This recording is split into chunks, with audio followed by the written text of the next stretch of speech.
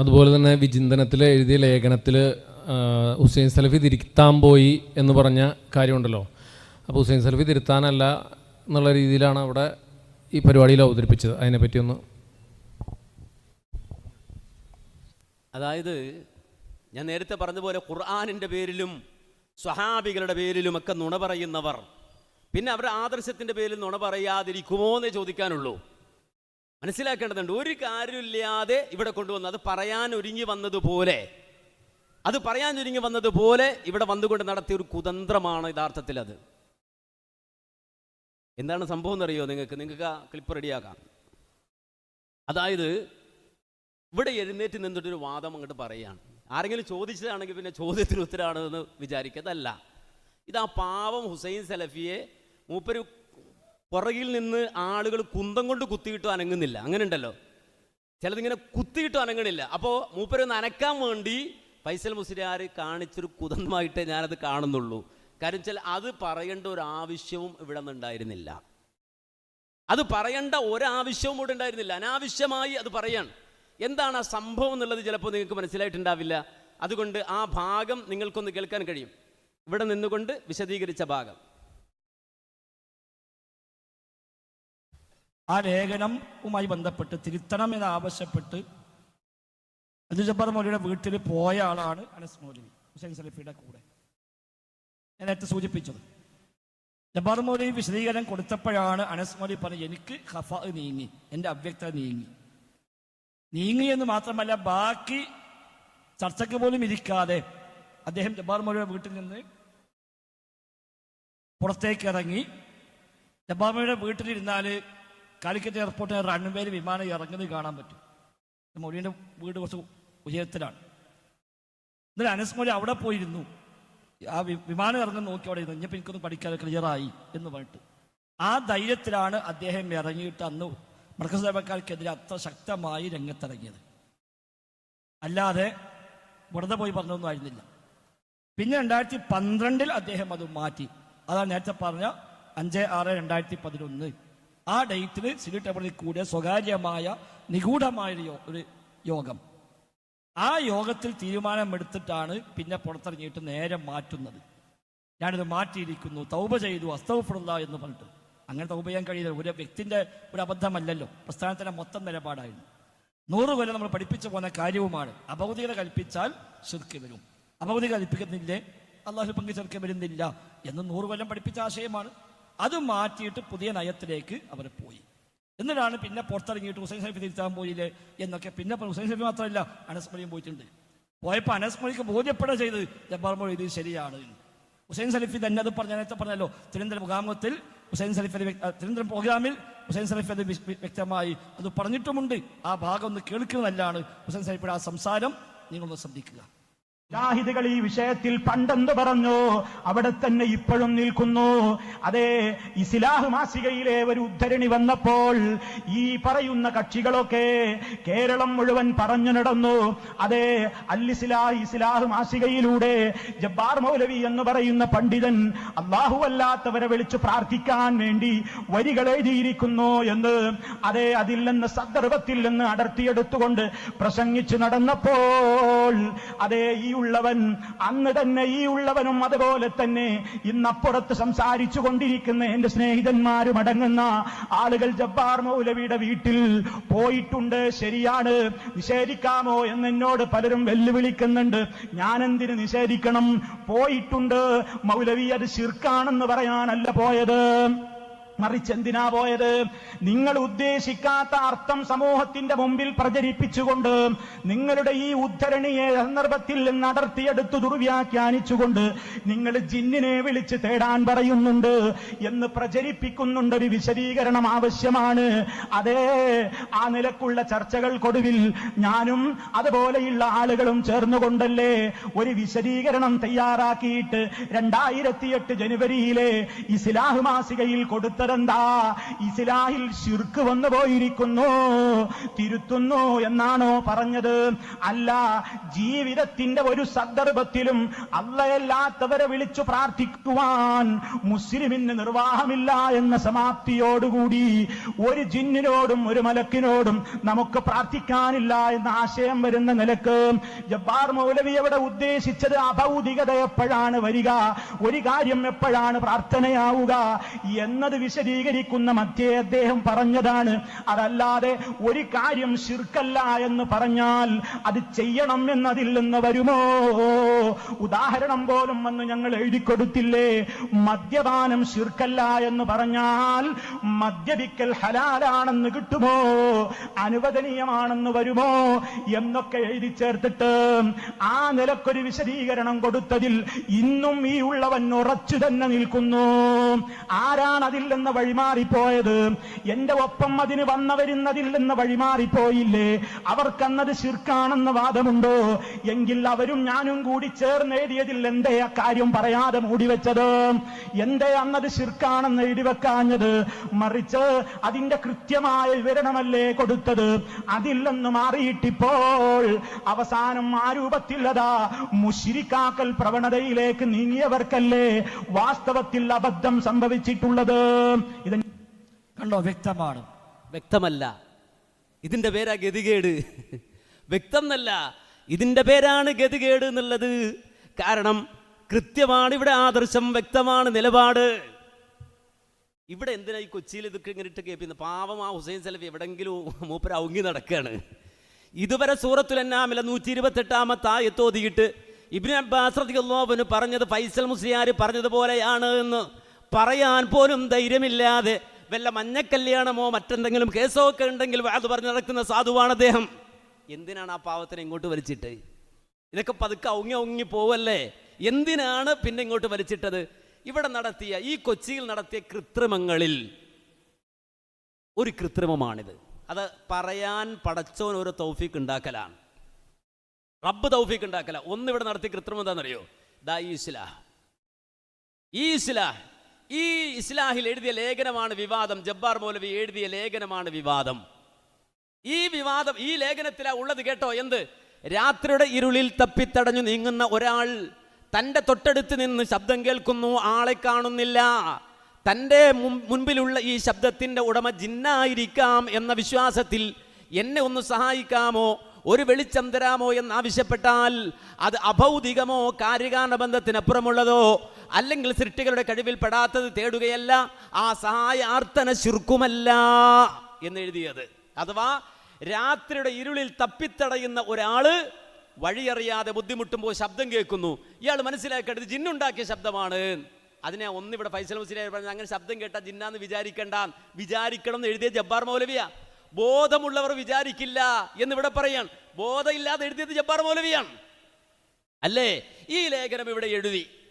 എന്നിട്ട് ഇവിടെ നടത്തിയ ഒരു കൃത്രിമം എന്താണെന്ന് ചോദിച്ചാൽ, ഈ ചോദ്യം ഇവിടെ ഉന്നയിച്ച നമ്മുടെ ഹാരിസ്, അദ്ദേഹത്തോട് ഇവിടെ നിന്ന് എഴുന്നേറ്റ എൻ്റെ പ്രിയപ്പെട്ട സഹോദരൻ, അദ്ദേഹം പറയാണ്, നിങ്ങൾ ആ ലേഖനം മുഴുവനും വായിച്ചിട്ടുണ്ടോ? അപ്പോൾ അദ്ദേഹം സത്യസന്ധമായി പറഞ്ഞാൽ മുഴുവൻ വായിച്ചിട്ടില്ല. മൗലിദിലെ വരികൾ തെറ്റാണ്.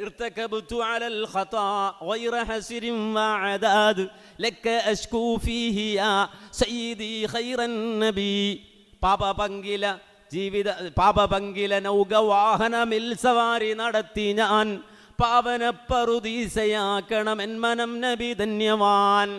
അല്ലെങ്കിൽ കുറ്റമെന്ന വാഹനമിൽ അറ്റമില്ല ഞാൻ കേറി അങ്ങയോടന്യായം യാ സയ്യിദി ഖൈറൻ നബി. ഇങ്ങനെ മുഹമ്മദ് നബിയോട് പൊറുക്കൽ ചോദിക്കുന്നത് കേട്ടാൽ അത് തെറ്റാന്ന് പറയണമെങ്കിൽ മുഹീദ്ദീൻമാലയും അതുപോലെ തന്നെ മങ്കൂസ് മൗലൂദും അതുപോലെ തന്നെ മുഴുവൻ കിതാബും ഈ മൗലൂദ് കിതാബ് മുഴുവൻ ഓതി നോക്കിയിട്ട് ഇത് തെറ്റാന്ന് പറയാൻ പാടുള്ളൂ എന്ന് നിയമമുണ്ടോ എന്ന് ആരിസ് തിരിച്ചു ചോദിച്ചു. മൗലൂദിലെ ഒരു വരി അത് തെറ്റാണെന്ന് പറയണമെങ്കിൽ മൗലൂദ് മുഴുവൻ ഓതി നോക്കണോ? അപ്പോൾ ഈ ലേഖനം അതിൽ നിന്ന് ഉദ്ധരിച്ച വരികൾ ചോദിച്ചപ്പോൾ ഹാരിസ് ചോദിക്കുമ്പോൾ സ്റ്റേജിൽ നിന്ന് ആ ലേഖനം മുഴുവൻ നിങ്ങൾ വായിച്ചിട്ടുണ്ടോ? ഇത് കേൾക്കുന്ന കൗമ് വിചാരിക്കണമെന്നറിയോ? ഈ ലേഖനം മുഴുവൻ വായിച്ചാൽ അതിനെതിരായതെന്തോ അതിലുണ്ട് അല്ലേ? അദ്ദേഹം പറഞ്ഞു വായിച്ചിട്ടില്ല. അദ്ദേഹം സത്യസന്ധമായി പറഞ്ഞു. പക്ഷേ ഈ പറഞ്ഞ വാചകയിലുണ്ടോ? ഉണ്ട്. ഇനി ഞാൻ നിങ്ങൾക്ക് ആർക്ക് വേണമെങ്കിലും, ഈ സദസ്സിലുള്ള ആർക്ക് വേണമെങ്കിലും, ഇത് ഫോട്ടോ കോപ്പി ഒന്നുമല്ല, ഈ 2007 ഇസ്ലാഹ് മാസിക എന്ന് പറയുന്ന ഈ ലേഖനം വായിക്കാൻ തരാം. നിങ്ങൾക്ക് വായിച്ചു നോക്കാം. 2 പേജേ ഉള്ളൂ. ഇതിനെതിരായത് എന്തെങ്കിലും ആ ലേഖനത്തിലുണ്ടോ? തുടക്കത്തിലുണ്ടോ? ഒടുക്കത്തിലുണ്ടോ? ഇസ്ലാഹ് മുഴുവൻ വായിച്ചു നോക്കൂ ഇത്. എന്നിട്ട് അതിനകത്ത് എന്തെങ്കിലും എഴുതിയിട്ടുണ്ടോ എന്ന് വായിച്ചു നോക്ക്. ഇതിൽ ഏറ്റവും കൂടുതൽ ഇടപെട്ട ഒരാളാണ് ഞാൻ. ഈ ജബ്ബാർ മൗലവി ഏറ്റവും അധികം നസീഹത്തോടെ, ഹുസ്നുല്ലന്നോടെ, നല്ല വിചാരത്തോടെ സംസാരിക്കുക മാത്രമല്ല, അദ്ദേഹത്തെ വിളിച്ചുകൊണ്ട് വന്നു ഞാൻ ചന്ദ്രൂര്. അവിടെ പള്ളിയിൽ കൊണ്ടുവന്ന് ഇരുത്തി ഞാൻ. ഇസ്ലാഹ് എടുത്ത് ചോദിച്ചു പല തവണ അദ്ദേഹത്തോട്, മൗലവി നിങ്ങൾ എന്താണ് ഇതുകൊണ്ട് ഉദ്ദേശിക്കുന്നത്? അദ്ദേഹം ആവർത്തിച്ചു പറഞ്ഞു, അനസേ ഞാനതിൽ തേടണമെന്നോ തേടേണ്ടതാണെന്നോ പറയുന്നില്ല. എനിക്കങ്ങനെ ഒരു വാദമില്ല. ഞാൻ അമ്പലക്കടവിന് മറുപടി പറഞ്ഞതാണ്. എനിക്കത്രയുള്ളൂ. അല്ലാതെ ജിന്നുകളോട് സഹായം തേടുന്ന വിഷയമൊന്നും എന്നെ ബാധിക്കുന്നില്ല. അദ്ദേഹം ആവർത്തിച്ചു പറഞ്ഞതിൻ്റെ അടിസ്ഥാനത്തിൽ ജബ്ബാർ മൗലവിക്ക് വേണ്ടി ഘോരഘോരം സംസാരിച്ച ആളാണ് ഞാൻ. സംശയമില്ല. ഇസ്തിഖാമയിൽ ചന്ദ്രൂര് പരിപാടി വെച്ച് അദ്ദേഹത്തെ ഇരുത്തി, അദ്ദേഹത്തെ മുന്നിൽ ഇസ്ലാഹ് എടുത്തുകൊണ്ട് സംസാരിച്ച ആളാണ് ഞാൻ. കാരണം നമ്മൾ ഹുസ്നുല്ലന്നാണ്. ഇദ്ദേഹം നല്ല രൂപത്തിൽ എഴുതി എന്തോ ഒരു വാചകം അങ്ങോട്ടും ഇങ്ങോട്ടും മാറിയതോ അദ്ദേഹം ക്ലാരിറ്റി വരുത്തേണ്ടതോ ആയ ഒരു നിലപാടാണെന്ന നിലയിൽ സംസാരിച്ചു, വാദിച്ചു. പക്ഷേ ആ സന്ദർഭത്തിലാണ് ഹുസൈൻ സലഫി എന്നെ വിളിച്ചിട്ട് പറയുന്നത്, സംസാരിക്കുന്നത്, ഇത് ഗൗരവമാണ്, നമ്മൾ വിചാരിക്കുന്നിടത്തല്ല ജബ്ബാർ മൗലവി ഉള്ളത്. അതുകൊണ്ട് ജബ്ബാർ മൗലവിയെ കൊണ്ടത് തിരുത്തിക്കണം. കരിവമ്പോയിലുണ്ട് സാക്ഷിയായി. അദ്ദേഹവുമായി ഇരുന്നു, തലേ ദിവസം ഇരുന്നു, തിരിച്ചും മറിച്ചും വായിച്ചു. അപകടകരമായൊരു വാദമാണത് എന്ന് ഹുസൈൻ സലഫിയാണ് എന്നെ ബോധ്യപ്പെടുത്തുന്നത്. നമ്മൾ വിചാരിക്കുന്നിടത്തല്ല ജബ്ബാർ മൗലവി, അപകടകരമായ വാദമാണിത് എന്ന് മാത്രം അദ്ദേഹം പ്രയോഗിച്ച പ്രയോഗങ്ങളൊന്നും ഇപ്പം ഞാൻ പറയുന്നില്ല. അങ്ങനെയാണ് ജബ്ബാർ മൗലവിയെ കണ്ട് തിരുത്തിക്കാൻ വേണ്ടി ഞങ്ങൾ പോകുന്നത്. ഇവരതിനിപ്പോൾ പറയുന്ന ന്യായം എന്താണെന്നറിയോ? ജബ്ബാർ മൗലവിയോട് സംസാരിച്ചപ്പോൾ എൻ്റെ ഖഫാ നീങ്ങി എന്ന് പറഞ്ഞിട്ട് ഞാൻ വേറെ പോയിട്ട് അവിടെ ഫ്ലൈറ്റ് ഇറങ്ങുന്നുണ്ട് അപ്പുറത്ത്. നമ്മുടെ കരിപ്പൂർ എയർപോർട്ട് കാണാൻ കഴിയും അവിടെ ചെന്നാൽ. അപ്പോൾ ഞാനിങ്ങനെ ഫ്ലൈറ്റ് നോക്കി നിന്നു എന്നാണ്. കളവാണാ പറയുന്നത്. ഞാൻ മാത്രമല്ല, ഹുസൈൻ സലഫിയും അവിടെ തന്നെ ഉണ്ടായിരുന്നു എൻ്റെ കൂടെ ഫ്ലൈറ്റ് കാണാൻ. ഞങ്ങൾ രണ്ടുപേരും മാത്രമല്ല, ജബ്ബാർ മൗലവി ഉണ്ടായിരുന്നു. കാരണം അന്ന് ജബ്ബാർ മൗലവിയുടെ വീടിനകത്ത് ഞങ്ങളാരും കയറിയിട്ടില്ല, അതിനകത്താരും ഇരുന്നിട്ടില്ല. കാരണം അന്ന് ജബ്ബാർ മൗലവിയുടെ വീടിൻ്റെ ഉള്ളിൽ വർക്ക് നടക്കുകയാണ്, സിമെന്റ് തേപ്പ് നടക്കുകയാണ്, അതിൻ്റെ ഉള്ളിൽ ഇരിക്കാൻ സാഹചര്യമില്ല. അതുകൊണ്ട് ഞങ്ങളെല്ലാവരും പുറത്ത് ഒരു മാവിൻ്റെ ചുവട്ടിൽ കസേരയിട്ടായിരുന്നത്. ഞങ്ങൾ അവിടെ ഇരുന്നാണ് സംസാരിച്ചത്. അപ്പോൾ നിങ്ങൾ മനസ്സിലാക്കണം, ഈ ലേഖനം അബദ്ധമാണ് എന്നും അതുപോലെ തന്നെ ജബ്ബാർ മൗലവിയുടെ വാദം അപകടകരമാണ് എന്നും ആദ്യമായി പറഞ്ഞ ആൾ ഹുസൈൻ സലഫിയാണ്. എന്നെ ബോധ്യപ്പെടുത്തിയ ആൾ ഹുസൈൻ സലഫിയാണ്. എന്നെ വിളിച്ചു കൊണ്ടുപോയത് ഹുസൈൻ സലഫിയാണ്. ജബ്ബാർ മൗലവിയെ കൊണ്ട് തിരുത്തിക്കണമെന്ന് പറഞ്ഞതും ഹുസൈൻ സലഫിയാണ്. കാര്യം ആ സമയത്ത് ഞാൻ ഇതിനു വേണ്ടി ഈ വാചകങ്ങൾ ഉദ്ധരിച്ചുകൊണ്ട് ഘോരഘോരം ഇവർ നല്ലവരാണ്, ഇവരെല്ലാവരും തൗഹീദിന് എതിരെ സംസാരിക്കാത്തവരാണ്, ഇവർ തൗഹീദിന്റെ ധ്വജവാഹകരാണ് എന്ന നമ്മുടെ ഹുസ്നുൽ തന്നെ. പക്ഷെ അത് പിന്നീട് നമുക്ക് മനസ്സിലായത് സൂഉൽ തന്നായിരുന്നു, തെറ്റിദ്ധാരണയായിരുന്നു. യഥാർത്ഥത്തിൽ അതുകൊണ്ട് തന്നെയാണ് പരസ്യമായി ഞാൻ തൗബ ചെയ്തത്. ഒരാളെയും പേടിക്കാതെ ഞാൻ തൗബ ചെയ്തത്. ഈ വളരെ പിഴച്ച വിശ്വാസം പേറിയ മനുഷ്യരെ, അത് കൊണ്ടു നടന്ന മനുഷ്യരെ ഞാൻ അതിന് പരസ്യമായി ഞാൻ തൗബ ചെയ്യുന്നു. അത് അബദ്ധമാണ്. ഈ വിശ്വാസം ഞാൻ പേറിയിട്ടില്ലെന്ന് പരസ്യമായി പറഞ്ഞത് വെറുതെ പറഞ്ഞല്ല. നിങ്ങളെപ്പോലെ വേണമെങ്കിൽ എനിക്ക് കാപട്യം കാണിക്കാമായിരുന്നു. ഞാൻ കാപട്യം കാണിച്ചിട്ടില്ല. നേരെ മറിച്ച് ഈ വലാലത്ത് എഴുതിയത് എവിടുന്നാണെന്ന് ഞാൻ പഠിച്ചു മനസ്സിലാക്കി. യഥാർത്ഥത്തിൽ 2002 കാലഘട്ടങ്ങളിൽ ലോകവ്യാപകമായി സലഫി ലോകത്തെ തകർക്കാൻ കൊണ്ടുവന്ന ഉച്ചിഷ്ടമായിരുന്നു ഈ ജിന്നുവാദമെന്ന് ഇന്ന് തെളിയിക്കാനും സമർത്ഥിക്കാനും കഴിയും എനിക്ക്. അതുകൊണ്ട് തന്നെ ഞാൻ അത് നോക്കി ഹുസൈൻ സലഫിയോടൊപ്പം പോയി ജബ്ബാർ മൗലവിക്കൽ. ഇനി ഇദ്ദേഹം പറഞ്ഞെന്താ? എൻ്റെ ഖഫാ മാറി. ഇത് പണ്ട് സക്കരിയ മൗലവി പറഞ്ഞപ്പോൾ 10 കൊല്ലം മുമ്പ് ഞാൻ പറഞ്ഞ മറുപടി യൂട്യൂബിലുണ്ട്. ആലുവിൽ വെച്ചുകൊണ്ട് പറഞ്ഞ മറുപടി യൂട്യൂബിൽ കിടപ്പുണ്ട്. ഇപ്പോൾ വീണ്ടും അത് തന്നെ എടുത്ത് കൊച്ചിയിൽ വന്ന് ആവർത്തിച്ചാൽ സഹോദരങ്ങളെ ഒന്നുകൂടി ക്ലാരിറ്റിയിൽ എനിക്ക് വിശദീകരിക്കാൻ കഴിയും, വെല്ലുവിളിക്കാൻ എനിക്ക് കഴിയും, ആർജവത്തോടെ നിങ്ങളെ നേരിടാൻ എനിക്ക് കഴിയും. ഞങ്ങളുടെ മുന്നിൽ നിൽക്കാൻ ഓജസ്സുള്ള ഒരുത്തനുണ്ടെങ്കിൽ, വിസ്റ്റം വിഭാഗത്തിൽ ഓജസ്സുള്ള ഒരുത്തനുണ്ടെങ്കിൽ ഹുസൈൻ സലഫിയുമായി എൻ്റെ മുന്നിൽ വന്ന് നിൽക്കൂ, ധൈര്യത്തോടെ തെളിയിക്കൂ. അതിൻ്റെ ഫുൾ ചെലവും മുഴുവൻ ചെലവും വ്യക്തിപരമായി ഞാൻ വഹിച്ചുകൊള്ളാം. പക്ഷെ എനിക്കറിയാം ആ വിഷയം സംസാരിക്കാൻ ഹുസൈൻ സലഫി പോയിട്ട് ഹുസൈൻ സലഫിയുടെ ഒരു ഏജന്റ് പോലും ഈ വിഷയം സംസാരിക്കാൻ എൻ്റെ മുന്നിൽ നിൽക്കില്ല എന്ന് ഉറപ്പെനിക്കുണ്ട്. ഇല്ലെങ്കിൽ നിങ്ങൾ തെളിയിക്ക്. കളവ് പറഞ്ഞ് നിങ്ങൾ രക്ഷപ്പെടുകയോ? സാധ്യമല്ല. അതൊക്കെ പണ്ട് നടക്കുമായിരുന്നു, ഇന്നതൊന്നും നടക്കൂല. ഇനി എന്താ സംഭവിച്ചത്? ജബ്ബാർ മൗലവിയുടെ പോകുന്നു, എന്നിട്ട് പറയുന്നു ഇത് അബദ്ധമാണ്. അദ്ദേഹത്തിന്റെ ഭാഷയിൽ പറഞ്ഞോട്ടെ, എന്ത്? ആളുകൾ ഇത് തെറ്റിദ്ധരിപ്പിക്കുന്നു മൗലവി, നിങ്ങളുടെ വാചകത്തെ ആളുകൾ തെറ്റിദ്ധരിപ്പിക്കുന്നു, ആളുകൾ ഇതിനെ തെറ്റായി മനസ്സിലാക്കുന്നു, ജിന്നുകളോട് പ്രാർത്ഥിക്കാമെന്ന വാദം നമുക്കുണ്ട് എന്ന രൂപത്തിൽ അത് വിശദീകരിക്കുന്നു. നിങ്ങൾ അതുകൊണ്ട് ഒരു വിശദീകരണം അതിന് കൊടുക്കണം. നിങ്ങളാണെങ്കിൽ എന്താ ചെയ്യുക? ഹുസൈൻ സലഫിയെ പോലെയുള്ള ഒരാള്, ഒരു ക്രൗഡ് പുള്ളറായ ഒരാള്, വലിയ വായിലായ ഒരാള് മെനക്കെട്ട്, നിങ്ങൾ മനസ്സിലാക്കണം, ഷാർജയിൽ നിന്ന് അദ്ദേഹം ഇവിടെ വരണമെങ്കിൽ ചിലവെത്രയാ നമ്മുടെ സംഘാടകർക്കറിയാം. ആ രൂപത്തിൽ ഇവിടെ വന്ന് ജബ്ബാർ മൗലവി വീട്ടിൽ ചെന്നിരുന്ന് ജബ്ബാർ മൗലവിയോട്, മൗലവി ഈ വാചകത്തിലെ ഒരു വാചകം തൗഹീദിനെതിരായി ദുരുപയോഗം ചെയ്യുന്നുണ്ട്, നമുക്ക് പുറത്തിറങ്ങാൻ കഴിയാത്ത രൂപത്തിൽ, തൗഹീദ് പറയാൻ കഴിയാത്ത രൂപത്തിൽ നമുക്ക് പ്രയാസം സൃഷ്ടിക്കുന്നുണ്ട് എന്ന് പറഞ്ഞാൽ, നിങ്ങൾ അതിൻ്റെ ഒരു വിശദീകരണം കൊടുക്കണം എന്ന് പറഞ്ഞാൽ, അങ്ങനെയാണ് പറയുന്നതെങ്കിൽ യഥാർത്ഥത്തിൽ ജബ്ബാർ മൗലവി എന്താ ചെയ്യേണ്ടത്? അദ്ദേഹമല്ലേ മറുപടി എഴുതേണ്ടത്?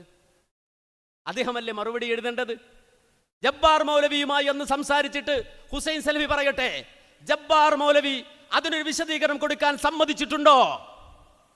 ആളുകളുടെ മുന്നിൽ ഇതാ തെറ്റിദ്ധാരണ ഉണ്ടാക്കുന്നു, അതുകൊണ്ട് നിങ്ങൾ അതൊന്നുകൂടി വിശദീകരിക്കണമെന്നാണ് നിങ്ങൾ പറഞ്ഞതെങ്കിൽ എന്തുകൊണ്ട് ജബ്ബാർ മൗലവി അത് തിരുത്തിയില്ല? ജബ്ബാർ മൗലവി നിങ്ങളെ ആട്ടിവിട്ടു, ജബ്ബാർ മൗലവി നിങ്ങളെ ആട്ടിവിട്ടു, ഇറങ്ങിപ്പോകേണ്ടി വന്നു നിങ്ങൾക്ക്. ജബ്ബാർ മൗലവി വീട്ടിൽ നിന്ന് നിഷേധിക്കാൻ നിങ്ങൾക്ക് കഴിയുമോ? നിരാശനായി തലകുനിച്ച് ജബ്ബാർ മൗലവിയുടെ കുന്നിൻ മുകളിലെ വീട്ടിൽ നിന്ന് താഴെ ഇറങ്ങി തുറക്കൽ പള്ളിയുടെ ഉള്ളിൽ നിങ്ങൾ എത്ര മണിക്കൂർ ഇരുന്നു? ആരായിരിക്കുന്നത്? ഷാർജയിൽ നിന്ന് വന്ന ഹുസൈൻ സലഫി അപമാനിതനായി ജബ്ബാർ മൗലവി വീട്ടിൽ നിന്ന് ഇറങ്ങി താഴെ തുറക്കൽ പള്ളിയുടെ അകത്ത് സ്ത്രീകൾ നിസ്കരിക്കുന്നിടത്ത് വന്ന് മണിക്കൂറുകൾ ഇരിക്കേണ്ടി വന്നത് എന്തുകൊണ്ട്? നിങ്ങൾ തൗഹീദിനെതിരെ ഒരു സംഗതി ഇതാ വന്നിരിക്കുന്നു, അതുകൊണ്ട് മൗലവി നിങ്ങൾ ജനങ്ങളെ ബോധവൽക്കരിക്കുന്ന ഒരു വിശദീകരണം കൊടുക്കാൻ വേണ്ടി ജബ്ബാർ മൗലവിക്ക് ചെന്നപ്പോ എന്താ ജബ്ബാർ മൗലവി പറഞ്ഞത്? എനിക്ക് പറ്റൂല എന്നാണ്, ഞാൻ കൊടുക്കൂല എന്നാണ്, ഞാൻ തരില്ല എന്നാണ്. ശരിയാണോ മൗലവി? വിശദീകരിക്കണ്ടേ? എന്തുകൊണ്ട് നിങ്ങളെ ആട്ടിവിട്ടു? എന്തുകൊണ്ട് ഇറങ്ങിപ്പോകേണ്ടി വന്നു? എന്തുകൊണ്ട് തുറക്കൽ പള്ളിയുടെ ഉള്ളിൽ മണിക്കൂറുകൾ വന്നിരിക്കേണ്ടി വന്നു? ഞാൻ ഇത്രയും ശക്തമായിട്ടൊന്നും ഇത് പറഞ്ഞിട്ടില്ല കേട്ടോ ഇതുവരെ. കാരണം അവരുടെ മാനം കാക്കൽ അവരുടെ ബാധ്യതയല്ലെങ്കിലും പല വിസ്റ്റം വിഭാഗത്തിൻ്റെയും നേതാക്കളുടെ മാനം കാക്കുന്നത് ഞങ്ങളുടെ ഔദാര്യം കൊണ്ടാണ് എന്ന് നിങ്ങൾ തിരിച്ചറിഞ്ഞോ? ഞങ്ങളുടെ ഔദാര്യം കൊണ്ടാണ് നിങ്ങളിൽ പല ആളുകളെയും മാനം നിൽക്കുന്നത് എന്ന് നിങ്ങൾ തിരിച്ചറിഞ്ഞോ? ഞാൻ ഇത്രയും ശക്തമായിട്ടൊന്നും ഇതുവരെ പ്രസംഗിച്ചിട്ടില്ല.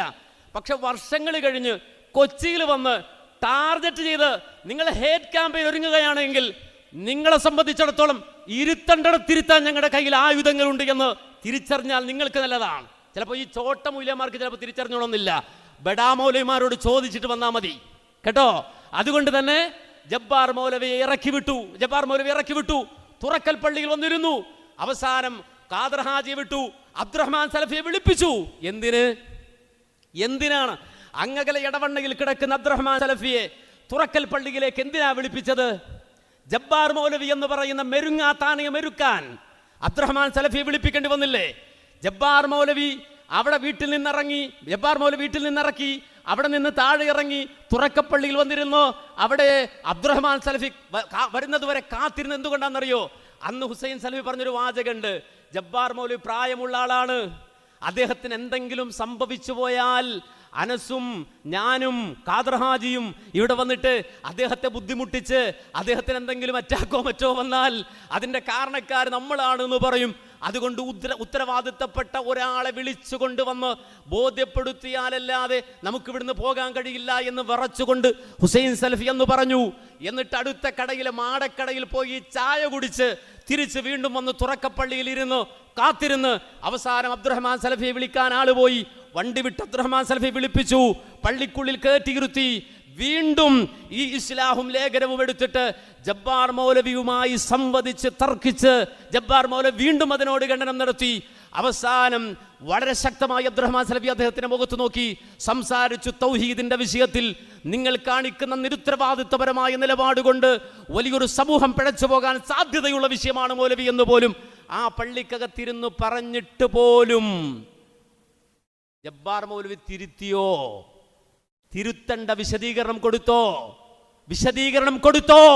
ഹുസൈൻ സലഫി പറയണം, ഈ സമുദായത്തോട് പറയണം, എന്തിനാണ് ഇത്രയും കാലം ഈ കള്ളക്കുപ്പായമിട്ട് മാന്യനായി നിങ്ങൾ സമൂഹത്തോട് സത്യം തുറന്നു പറയാതെ അവങ്ങി നടക്കുന്നത്?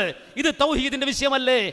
ഇത്രയും നേരം അന്ന് രാത്രിയിൽ, അതേ തലേന്ന് രാത്രിയിൽ വീട്ടിലെത്തേണ്ട ഞാൻ വീട്ടിൽ പോകാതെ, വീട്ടിൽ വരാതെ ഹുസൈൻ സലഫിയോടൊപ്പം നിന്ന് പിറ്റേന്ന് നേരം വെളുത്ത് കാത്തിരുന്ന് തുറക്കൽ പോയി ജബ്ബാർ മൗലവിയുമായി മണിക്കൂറുകൾ സംസാരിച്ച് വൈകുന്നേരമായി മെരിങ്ങാതെ വന്നപ്പോൾ അബ്ദുറഹ്മാൻ സലഫി വിളിപ്പിച്ച് മഗ്രിബ് കഴിഞ്ഞു, ഇശാ കഴിഞ്ഞു, ആളുകൾ ഇങ്ങനെ ശ്രദ്ധിക്കാൻ തുടങ്ങി എന്താണ് ഇവിടെ നടക്കുന്നത് എന്ന്. അവസാനം രാത്രിയിൽ നമ്മൾ പിരിഞ്ഞ് മണിക്കൂറുകൾ ചെലവഴിച്ചിട്ട് ഒരു വിശദീകരണമെങ്കിലും ജബ്ബാർ മൗലവിയെ കൊണ്ടെഴുതിക്കാൻ നിങ്ങൾക്ക് കഴിഞ്ഞോ? സാധിച്ചോ? കളവ് പറയുമ്പോ ഒക്കണ്ട മൂലമരെ അത് പരസ്പരം ഒക്കണ്ട, ഒപ്പിച്ചിട്ട് പഠിച്ചിട്ട് വന്ന് കളവ് പറയണ്ടേ?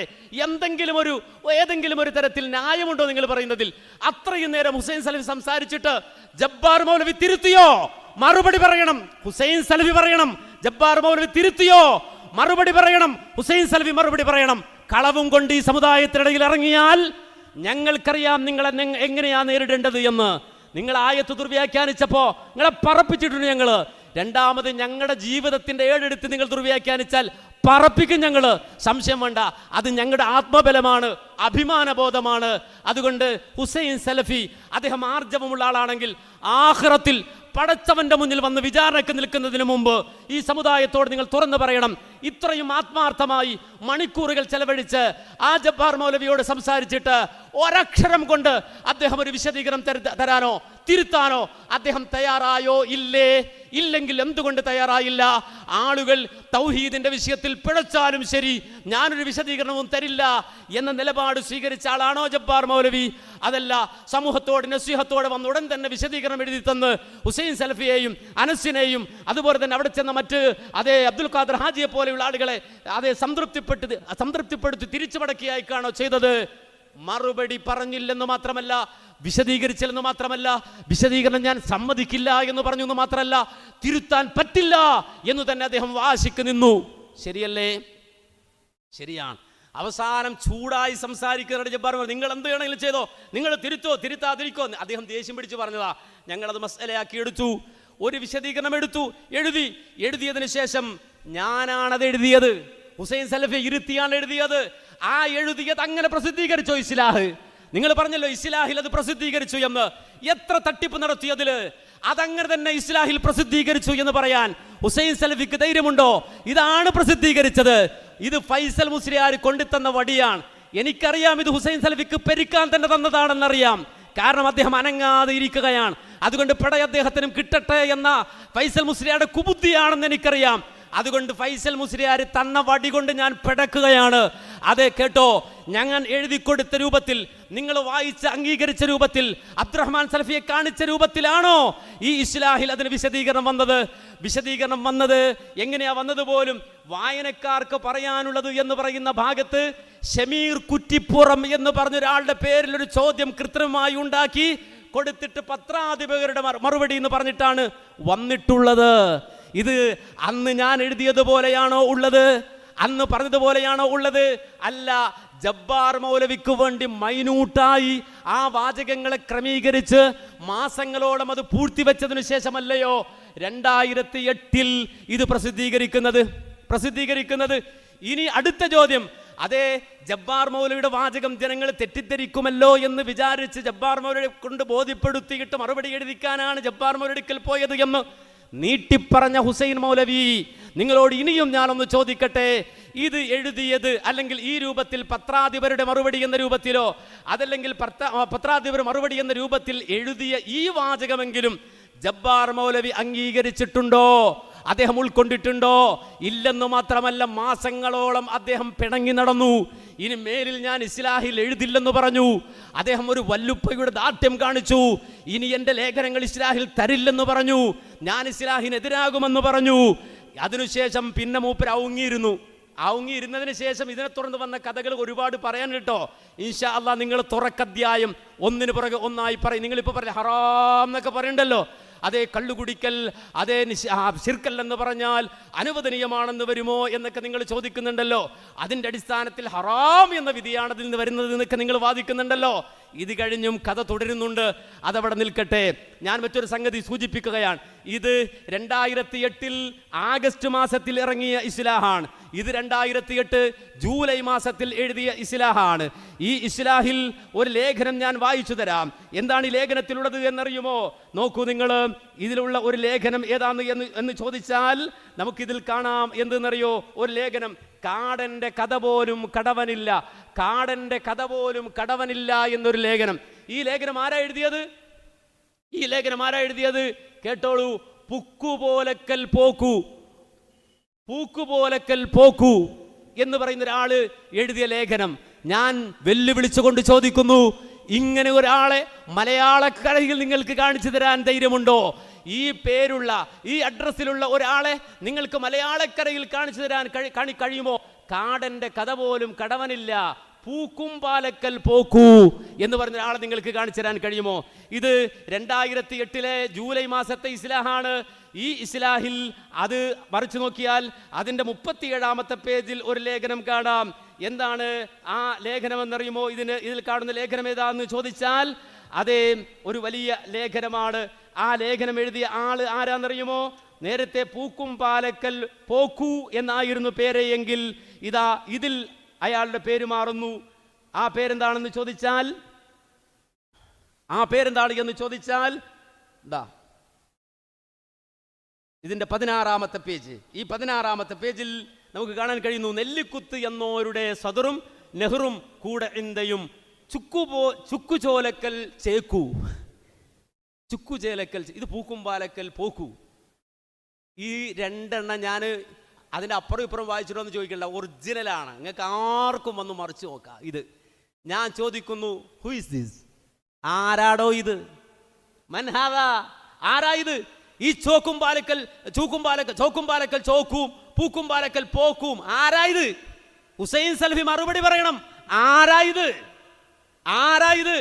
നിങ്ങൾ പറഞ്ഞ ഫളീലത്തു ശൈഖ് അബ്ദുൽ ജബ്ബാർ മൗലവിയാണ് പൂക്കുംപാലക്കൽ പോക്കും അത് ചുക്കുചോലക്കൽ ചേക്കുവും. എന്തുകൊണ്ടാണ് അബ്ദുൽ ജബ്ബാർ മൗലവി പേര് മാറ്റി ഇസ്ലാഹിൽ എഴുതിയത്? മറുപടി പറയണം ഷാർജക്കാരൻ, മറുപടി പറയണം. ഇത് ഫൈസൽ മുസ്ലിയാർ തന്ന വടിയാണ്. നന്നൊരു പെരുക്ക് പെരുക്കിയതാ, നിങ്ങൾ തെറ്റിദ്ധരിക്കണ്ട, മനസ്സിലാക്കണം. ഇത് ഫൈസൽ മുസ്ലിയാർ അറിഞ്ഞു കൊടുക്കണ പണിയാണ്. കാര്യം മൂപ്പര് മിണ്ടുന്നില്ല, ആയത്ത് കള്ളായത്തോതി ദുർവ്യാഖ്യാനിച്ചിട്ട് മൂപ്പര് സപ്പോർട്ട് ചെയ്യണില്ല. അപ്പോൾ ഫൈസൽ മുസ്ലിയാർ ഇട്ട് തന്നതാണ്.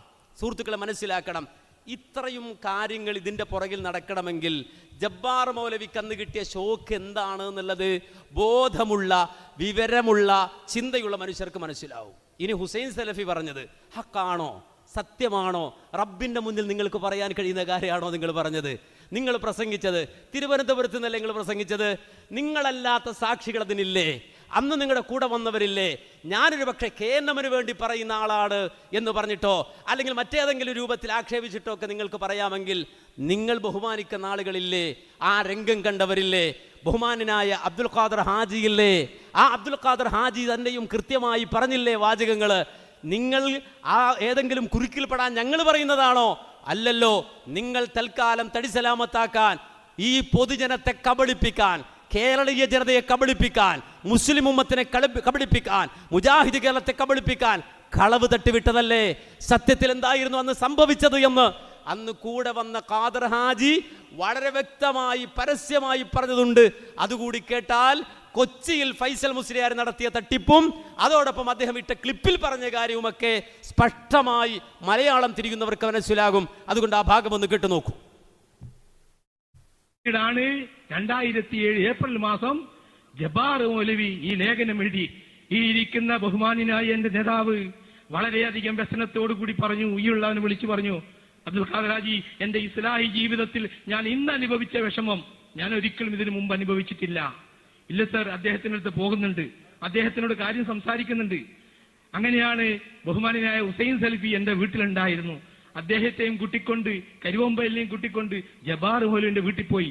വളരെയധികം വേദനയോടുകൂടി പറഞ്ഞു, അനസ് മൗലവിയുണ്ട്, നാണി ഹാജിയുണ്ട്. സംസാരിച്ച് വൈകുന്നേരമായപ്പോൾ ഹുസൈൻ സലഫി പറഞ്ഞു, അദ്ദേഹം യാതൊരു നിലക്കും വഴങ്ങുന്നില്ല, അതുകൊണ്ട് നമുക്ക് ഇവിടെ തന്നെ ചർച്ച തുടരാം, അബ്ദുറഹ്മാൻ സലഫിയെ വിളിപ്പിക്കാം. ഞാൻ വണ്ടി പറഞ്ഞയച്ചു, അബ്ദുറഹ്മാൻ സലഫിയെ വിളിപ്പിച്ചു. അദ്ദേഹത്തിന്റെ വീട്ടിന്റെ താഴത്തിരുന്ന പള്ളിയിൽ വെച്ച് മഗ്‌രിബ് നമസ്കാരം കഴിഞ്ഞ് പിന്നെയും സംസാരിച്ചു, ഏശാ നമസ്കാരം കഴിഞ്ഞ് പിന്നെയും സംസാരിച്ചു. അവസാനം പറഞ്ഞു, എനിക്കങ്ങനെ തോന്നിയിട്ടില്ല നിങ്ങൾ പറയുന്ന രീതിയിൽ. ഈ ഉള്ളവൻ പറഞ്ഞു, നിങ്ങൾക്ക് എന്ത് തോന്നി എന്നല്ല മുജാഹിദ് പ്രസ്ഥാനം, ഇതിന്റെ മുൻനിര നേതാക്കന്മാർ ഒരുപാട് കഷ്ടപ്പെട്ട് പടുത്തുയർത്തിയ ഈ പ്രസ്ഥാനം നിങ്ങളെ ഈ വാക്കുകൾ കൊണ്ട്, നിങ്ങളെ വരികൾ കൊണ്ട് ആളുകൾക്ക് സംശയങ്ങൾ ഉണ്ടാക്കിയിട്ടുണ്ട്. അതുകൊണ്ട് നിങ്ങൾ തിരുത്തു കൊടുത്തേ മതിയാവും, എങ്കിൽ നിങ്ങൾ തിരുത്തു കൊടുത്തോ എന്ന് സമ്മതിച്ചതിന് ശേഷമാണ് ഹുസൈൻ സലഫിയും അബ്ദുറഹ്മാൻ സലഫിയും കൂടി അതിന് തിരുത്തി എഴുതാൻ വേണ്ടി പറഞ്ഞപ്പോൾ അത് അനസ് മൗലവിയും ഹുസൈൻ സലഫിയും കൂടി എഴുതാമെന്ന് തീരുമാനിക്കുകയും അബ്ദുറഹ്മാൻ സലഫിയെ കാണിക്കുകയും പിന്നീട് എല്ലാ മാസവും ഇറങ്ങുന്നതിന് മുമ്പിട്ട് AP വിളിക്കും, അല്ല ഈ മാസം തിരുത്തുണ്ടാവോ, ഈ ഉള്ളവൻ വിളിക്കും. ഇതൊക്കെ ഹക്കാണ്, സത്യമാണ്. ഇവരൊക്കെ പറയുന്നുണ്ട് തന്നില്ല, തിരുത്ത് തന്നില്ല, ഡിസംബർ തന്നു, ജനുവരി കൊടുത്തും ഇല്ല, മാസങ്ങളോളം കൊടുത്തു, പ്രസിദ്ധീകരിക്കുന്നില്ല. അവസാനം നാദാപുരത്ത് വെച്ച് ഇസ്ലാഹിന്റെ എക്സിക്യൂട്ടീവിൽ ഹുസൈൻ സലഫി പറഞ്ഞു, ഈ ഉള്ളവന്റെ നാവ് കൊണ്ടാണ് ഈ മാസിക വളർത്തിയെടുത്തത്, ഈ നാവ് കൊണ്ട് തന്നെ ഞാനിത് തകർത്തും, അതുകൊണ്ട് നിങ്ങൾ കൊടുക്കണം. അത്രത്തോളം ധീരമായി സംസാരിച്ച അദ്ദേഹം പിന്നീട് ഈ സമ്മേളനത്തിന് തൊട്ട് മുമ്പുള്ള മാസം അത്തോളി മേഖലയിൽ സംഘടിപ്പിച്ച സമ്മേളനവുമായി ബന്ധപ്പെട്ട് സംസാരിച്ച ഹുസൈൻ സലഫിയുടെ ആ സംസാരത്തിന് വേണ്ടി അദ്ദേഹം വന്നപ്പോൾ സക്കരിയ സലാഹി വിളിക്കാൻ തുടങ്ങി. നജിമുദ്ദീനുണ്ട് സാക്ഷി, കരുവമ്പയിലുണ്ട് സാക്ഷി, ഈ ഉള്ളവനുണ്ട്. ഷിർക്കാന്ന് പറയരുതേ സലഫി. ഹുസൈൻ സലഫിയുടെ മറുപടി, ഷിർക്കായ ഒരു കാര്യം ഞാൻ എങ്ങനെ ഷിർക്കല്ല എന്ന് പറയും, നിഷേധിക്കുമോ? രണ്ടുപേരോടുമാണ് ചോദ്യം. സക്കരിയ സലാഹി ഫോൺ വിളിച്ചിട്ടില്ല എന്ന് സമ്മതിക്കുമോ, അതല്ല ഹുസൈൻ സലഫി ഇത് കേട്ടിട്ടില്ല എന്ന് സമ്മതിക്കുമോ? രണ്ടും നടക്കില്ല. സക്കരിയ സലാഹി വിളിച്ചു, ഹുസൈൻ സലഫി ഫോൺ കട്ടാക്കി. പിന്നീട് കരുവമ്പയിലെ ഫോണിലാണ് വിളിച്ചത്. എന്നിട്ടും പറഞ്ഞു. അന്ന് വൈകുന്നേരവും അദ്ദേഹം വളരെയധികം പരിശുദ്ധ ഖുർആനിന്റെ ആയത്ത് ഓതിക്കൊണ്ട് മുജാഹിദുകൾക്ക് മനസ്സിന് സമാധാനം നൽകി. കണ്ടോ സഹോദരങ്ങളെ, അപ്പോൾ വളരെ കൃത്യമാണ് കാര്യങ്ങൾ. ഇത് ഒരൊറ്റൊരാളല്ല, ഇതിനൊരുപാട് ആളുകൾ സാക്ഷിയുണ്ട്. അന്ന് വന്ന ആളുകൾ ഇന്നും ജീവിച്ചിരിപ്പുണ്ട്. ആ കാര്യങ്ങൾ വളരെ കൃത്യമാണ്. എന്നിട്ട് വീണ്ടും കൊച്ചിയിൽ വന്നിട്ട് ഈ സാധുക്കളായ ആളുകളെ അവരെ മുന്നിലിരുത്തിയിട്ട് കുറെ വിശകാരെ ഇരുത്തിയിട്ട് കബളിപ്പിച്ചത് മുറിച്ച് പിന്നെ ലോകം മുഴുവൻ തബലുമുല്ലാഫാക്ക് ലോകം മുഴുവൻ എത്തിച്ചിട്ട് ഇങ്ങനെ തെറ്റിദ്ധരിപ്പിക്കാം എന്നാണ് ഈ സാധുക്കൾ വിചാരിക്കുന്നത്. താൽക്കാലികമായ ലാഭം നിങ്ങൾക്കുണ്ടാകാം, താൽക്കാലികമായ തെറ്റിദ്ധരിപ്പിക്കലുകളൊക്കെ നടക്കാം. പക്ഷേ ഈ ദുനിയാവിൽ നിങ്ങൾ എത്ര തെറ്റിദ്ധരിപ്പിച്ചാലും നിങ്ങളാൽ പിഴപ്പിക്കപ്പെട്ട കൗമടക്കം നാളെ ആഖിറത്തിൽ എത്തുന്നൊരു ദിവസമുണ്ട്. അന്ന് ജബ്ബാർ മൗലവി വീടിങ്ങനെ വരും, ആ ഇരിപ്പിങ്ങനെ വരും, സംസാരം ഇങ്ങനെ വരും, എഴുത്തിങ്ങനെ വരും, രേഖകൾ ഇങ്ങനെ ഹാജരാക്കും, നീതിയുടെ തുലാസ് സ്ഥാപിക്കും. ആ ദിവസം നിങ്ങൾക്ക് കളവ് പറയാൻ പറ്റില്ല. അന്ന് ഈ സത്യം മുഴുവൻ മാലോകരറിയും എന്ന തിരിച്ചറിവ് എൻ്റെ പ്രിയപ്പെട്ട സഹോദരങ്ങൾക്കുണ്ടാകേണ്ടതുണ്ട്. അപ്പോൾ നമ്മളെ സംബന്ധിച്ചിടത്തോളം ഇവരെ ആരും ആട്ടി അകറ്റിയവരല്ല നമ്മൾ. ജബ്ബാർ മൗലവി ആകട്ടെ, ഹുസൈൻ സലഫി ആകട്ടെ, സക്കരിയ മൗലവി ആകട്ടെ, ഇവരെയൊക്കെ ചുറ്റും നിന്ന് വലയം തീർത്ത് പ്രൊട്ടക്ഷൻ തീർത്ത ആളുകളാണ് ഞങ്ങൾ. അവർക്ക് വേണ്ടി വാദിക്കുകയും സംസാരിക്കുന്ന ആളുകളാണ് ഞങ്ങൾ. പക്ഷേ ഞങ്ങൾക്കൊരു കണ്ടീഷൻ ഉണ്ടായിരുന്നു. പ്രമാണവിരുദ്ധമായത് പറഞ്ഞാൽ ഇന്ന് നിങ്ങൾക്ക് വേണ്ടി വാദിക്കുന്ന മൈക്ക് നിങ്ങൾക്കെതിരെ തിരിച്ചു വെക്കുമെന്ന് ബഹ്റൈൻ മുഖാമുഖത്തിൽ വെച്ചുകൊണ്ട് തന്നെ സക്കരിയ സലാഹിക്ക് വേണ്ടി സംസാരിക്കുമ്പോൾ തന്നെ ഞാൻ പറഞ്ഞ വാചകം നിങ്ങൾക്ക് യൂട്യൂബിൽ തപ്പിയാൽ കിട്ടും.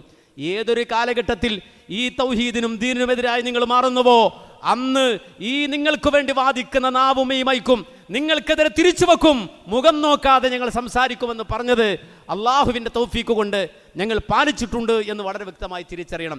ചുരുക്കി പറഞ്ഞാൽ സഹോദരങ്ങളെ, ഞാൻ നേരത്തെ സൂചിപ്പിച്ചതുപോലെ 2000ങ്ങളിൽ അല്ലെങ്കിൽ 900ങ്ങളിൽ സമൂഹത്തിൽ രൂപപ്പെട്ടു വന്ന സലഫി ലോകത്തെ തകർക്കുക എന്ന രൂപത്തിൽ രൂപപ്പെട്ടു വന്ന ചിന്താ പ്രസ്ഥാനങ്ങളുടെ കടന്നുകയറ്റം സലഫി ലോകത്തെ പിളർത്തിപ്പോയി എങ്കിൽ അക്കാലഘട്ടത്തിൽ ദീനിന്റെ ശത്രുക്കൾ, സലഫിയത്തിന്റെ ശത്രുക്കൾ ഇട്ടുകൊടുത്ത സർവ്വവാദങ്ങളും ഏറ്റെടുത്തുകൊണ്ടാണ് ഇന്ന് ലിസ്റ്റ് വിഭാഗം മുന്നോട്ട് പോകുന്നത് എന്ന് നമ്മൾ മനസ്സിലാക്കണം.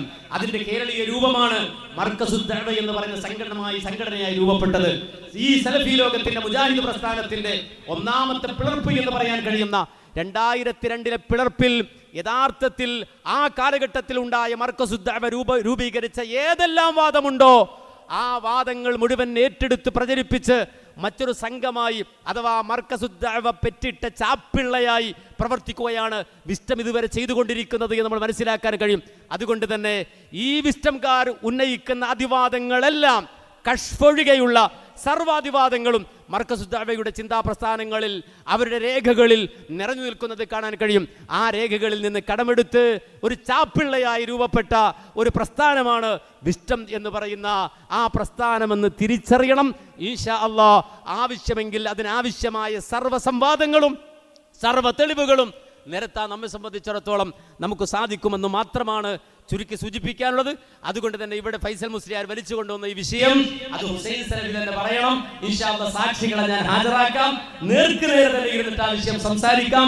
ആ വിഷയത്തിൽ എന്തു സംഭവിച്ചു എന്നുള്ളത് അദ്ദേഹവുമായി നേർക്കുനേരെ ജനങ്ങൾ കാണുന്ന രൂപത്തിൽ ലൈവായി പ്രക്ഷേപണം ചെയ്ത് സംസാരിക്കാൻ ഞാൻ തയ്യാറാണ് എന്നുകൂടി ഇത്തരണത്തിൽ അറിയിച്ചുകൊണ്ട് നിർത്തുന്നു. അസ്സലാമു അലൈക്കും.